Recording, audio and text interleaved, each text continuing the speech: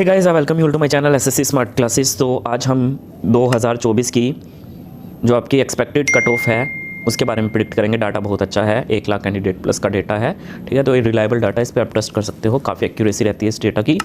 और आपकी जो 4600 ग्रेड पे की जॉब है उनके बारे में हम चर्चा करेंगे, जिसका लेवल 44,900 से स्टार्ट होता है, ठीक है।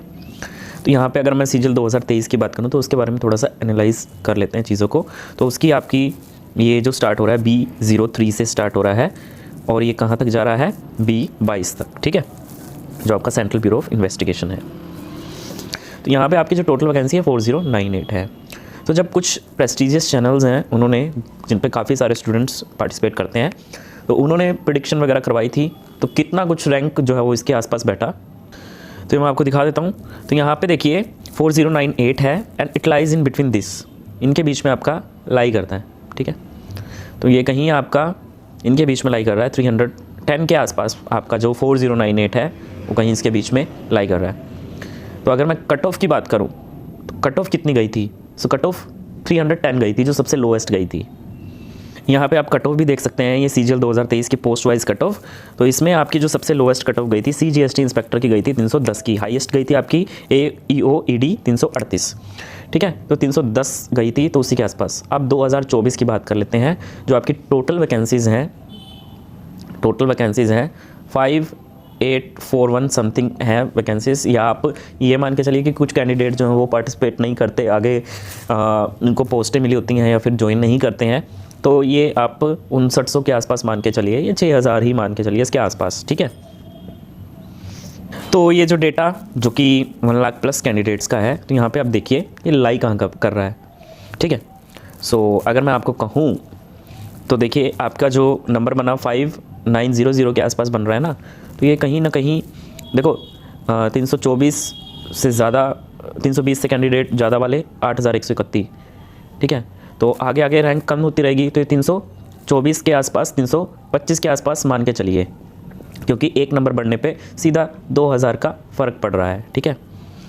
सीधा आपका 2000 का फ़र्क पड़ेगा। ये 2 मिनट में देख लेता हूँ।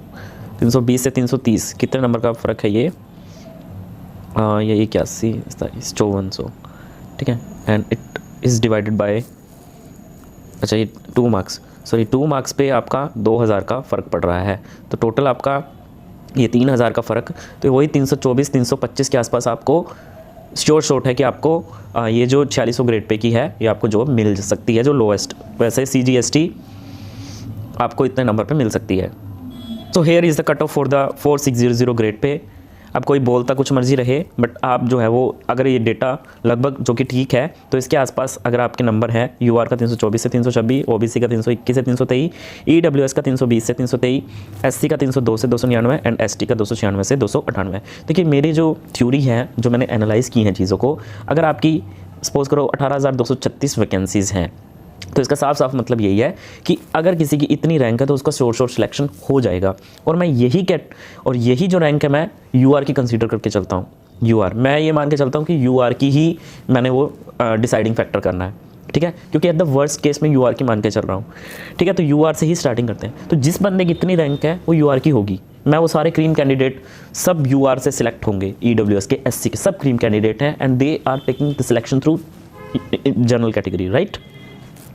सो 18,236, अगर आपके इतने बच्चे इतने मार्क्स पे बन रहे हैं, उनकी रैंक बन रही है, तो भाई वो UR की इतनी रैंक इतने नंबर पे क्यों जाए? उससे हाई आप कर कैसे रहे हो? मुझे ये नहीं समझ में आता। जब इतना वैकेंसी और इतनी रैंक है तो जाहिर सी बात है कि आपको मिलेगी पोस्ट। तो बस वही चीज़ मैं आपको कहना चाहता हूँ कि ये बिल्कुल सटीक चीज़ें हैं, आप रिलाई कर सकते हो। प्लीज़ सब्सक्राइब ज़रूर करके जाइएगा। धन्यवाद।